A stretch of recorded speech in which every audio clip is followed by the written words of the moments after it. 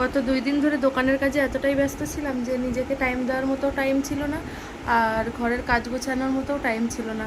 তো চলো ফটাফট ঘরের কাজ করে আবার ফিরে আসছি, দেখা হচ্ছে তোমাদের সঙ্গে। যাই হোক, আমার ঘরের সব কাজ কমপ্লিট হয়ে গেছে, দেখতেই পাচ্ছ তোমরা। যা যা কাজ বাকি ছিল সব আমি করে ফেলেছি, ঠাকুরের বাসন ধোয়া থেকে নিয়ে শুরু করে সমস্ত কিছু করার পরে এইবার আমি যাচ্ছি রান্না করতে। তো এখন প্রায় 10টা বেজে গেছে। এখন রান্না করব এই যে ডিম ভাজা করব আর বেগুন ভাজা করব। এই যে বেগুন কেটে রেখেছি আর কড়াই তেল দিয়ে দিয়েছি, তেল গরম হচ্ছে। আর এদিকে আমাদের ম্যানেজার পেঁয়াজ রসুনের কিমা বানাচ্ছে ডিমের ভুজিয়া বানানোর জন্যে। ম্যানেজার, আপনার কিমাটা কেমন হলো একটু দেখি। এমা, দেখাই যাচ্ছে না, পেঁয়াজ আরও লাগবে, ওটা আলাদা করে পেঁয়াজ দাও আরও।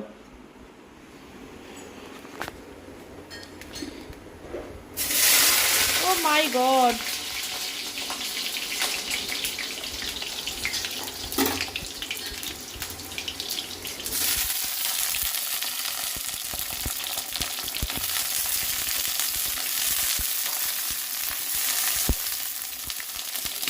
টাইম খারাপ করলে কি হয় দেখুন।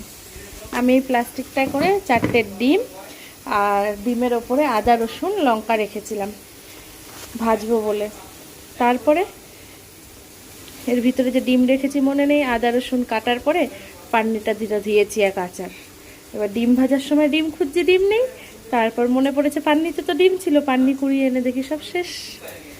বিপদ কিভাবে আসে দেখেন, বিপদ আর মানে সময় খারাপ থাকলে বিপদ কিভাবে আসে। এখানে ডিম ভুজিয়াটা বানানোর জন্য আমি দিয়ে দিয়েছি আদা রসুন, একটু টমেটো, একটু পেঁয়াজ, একটু কাঁচা লঙ্কা, সব একসঙ্গে দিয়ে ভুজিয়া বানিয়ে নিয়েছি। এরপরে ডিম দিয়ে নাড়াচাড়া করেই হয়ে যাবে ডিমের ভুজিয়া। চলো খাওয়া দাওয়ার সময় দেখা হচ্ছে।